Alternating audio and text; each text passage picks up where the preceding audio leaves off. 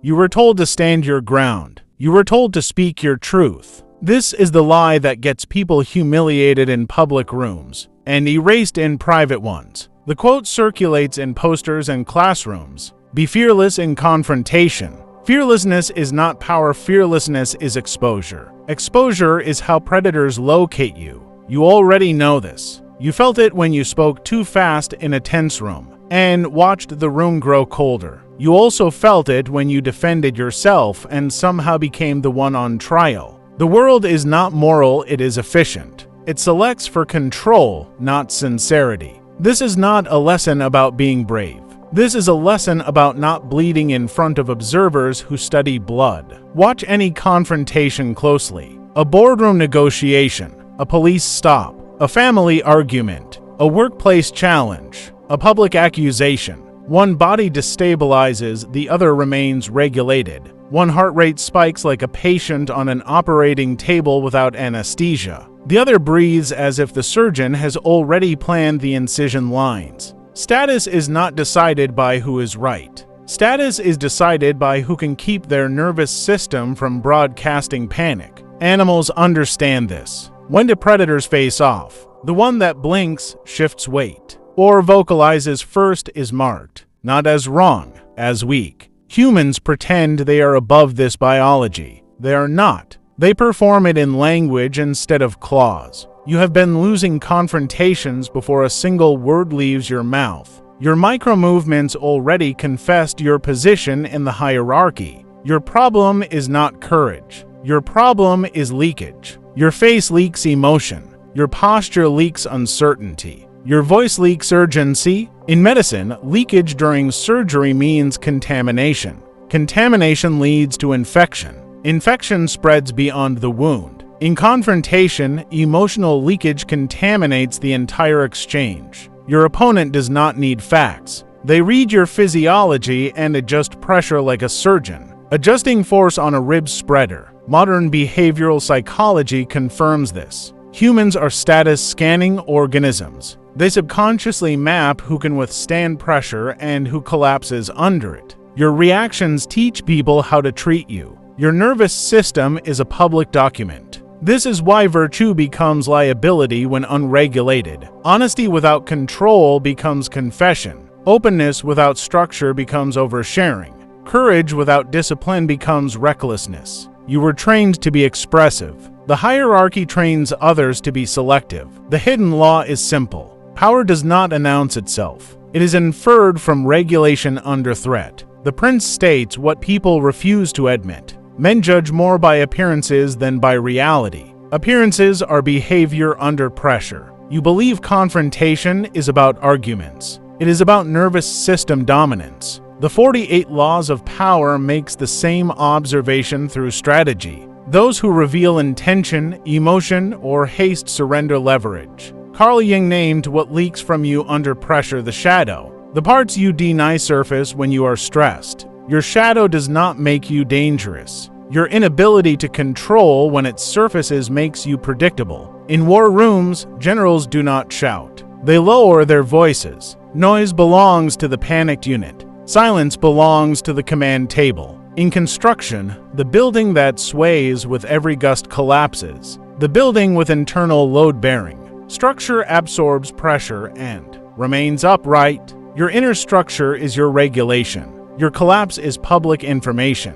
If you've stayed this long, congratulations, because the secret is about to be let out. Now listen carefully, cause you're about to learn how to stay unshaken the same way. Surgeons learn to operate through protocols, not feelings. First, control your physiology before you control the room. When confrontation appears, your heart rate spikes. This is your body preparing for injury. Slow your breathing deliberately. Lengthen the exhale. The vagus nerve responds. Your voice steadies. Your face relaxes. You look unthreatened. You become unreadable. Second, remove speed from your responses. Speed signals vulnerability. Speed is how novices bleed. Delay is how power evaluates. Pause before you speak. The pause forces the other person to reveal more. In negotiation rooms, silence functions like a pressure chamber. Those untrained in silence start filling it with concessions.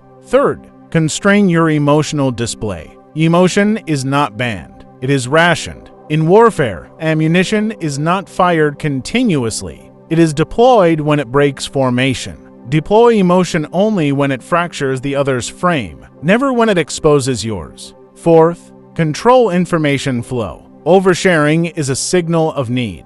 Scarcity signals authority. In medicine, exposure of internal organs is fatal outside controlled environments. Your internal states are organs. Expose them only in sterile rooms. Fifth, hold eye contact without aggression. Predators lock gaze to measure collapse, not to intimidate. Blink slowly. Relax the jaw. Your stillness becomes a mirror. People project their instability onto your calm. Sixth, speak in fewer words than expected. Words create targets. Silence creates ambiguity. Ambiguity creates caution in the other party. Caution gives you space to maneuver. This is not kindness. This is construction of leverage. You do not become unshaken by believing you are unshaken. Belief follows behavior. When you regulate under pressure, your nervous system rewires. The brain records. Threat does not equal collapse. Collapse was a habit. Waiting to feel ready is low-status behavior. High-status behavior is entering the operating room while the hands still tremble, then training them not to. You become what you practice under pressure, not what you promise in safety. Victim waits for fairness. Predator studies leverage. Reaction bleeds information.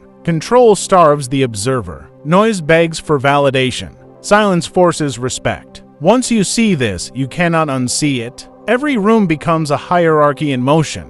Every confrontation becomes a physiological contest disguised as conversation. Morality follows power. It does not precede it. The rules people praise are written by those who mastered the nervous system of conflict. Here's the hidden truth. Confrontation is not a moral event. It is a ranking ritual. When tension enters a room, humans revert to biology. Status scanning begins. Risk assessment activates. Hierarchy forms in real time. This happens in offices, in negotiations, in families, in friendships, in crowds. The dominant define reality. The subordinate negotiate within it. The one who stays regulated controls the frame. The one who reacts emotionally leaks position. Watch what happens when someone challenges you. Do you rush to explain? Do you justify? Do you defend your character? Do you overshare context? That is not communication. That is exposure. Exposure is a low-status signal.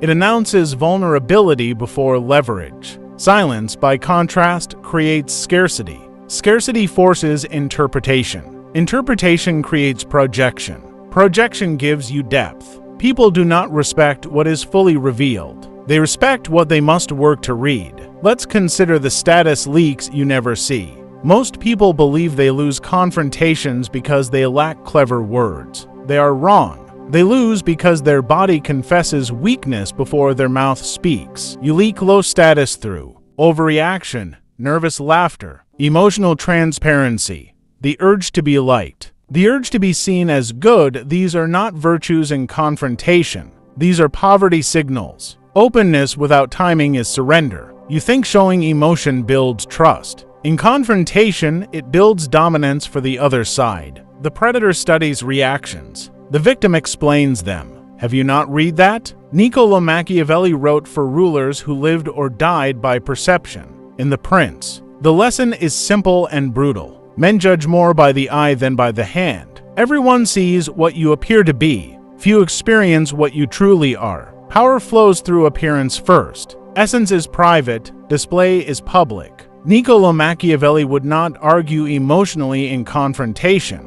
He would manage the image others carry away. He would use masks. Simulation.comedy.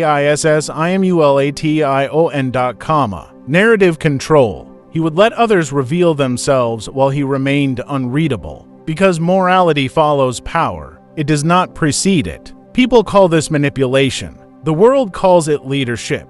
Let's dive deeper in how to stay unshakable in any confrontation. You do not win confrontations by winning arguments. You win by controlling the psychological economy of the room. One frame control. The dominant party defines reality. Everyone else reacts within that definition. When someone attacks you, they're trying to pull you into their frame. If you defend emotionally, you accept their reality. You do not argue inside hostile frames. You step outside them, you reframe, or you refuse the premise altogether. A calm refusal to engage on their terms signals authority. 2. Silence as scarcity. Silence is not emptiness. Silence is scarcity. Over-explaining is a poverty signal. Oversharing is a plea for validation. Emotional dumping is public dependence. Restraint creates a projection screen. Others assign depth to what you do not reveal. The less you explain, the more weight your words carry. 3. Gray rock as power. Emotional non-engagement starves adversaries of leverage. When there is nothing to provoke, there is nothing to control. This is not self-defense.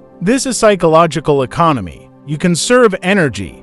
They waste theirs. 4. Fogging without surrender. Strategic agreement disarms attacks without conceding frame. You absorb blows without bleeding status. You acknowledge without validating their dominance. You remain centered while they reveal aggression. 5. Amused mastery. Calm detachment with subtle humor signals superiority. You do not escalate. You do not flinch. You show that their attempt to dominate is beneath your emotional bandwidth. This is not arrogance. This is regulation as power display. Contact without tension. In negotiation rooms, the one who fills silence first pays for it. In workplaces, the one who over-explains is managed. In crowds, the one who stays calm during tension becomes a reference point. You remember the moments you were ignored, tested, quietly dismissed. Those were not accidents. Those were readings. Understanding this changes nothing. Execution changes identity. Most people stop at insight. They retreat at application.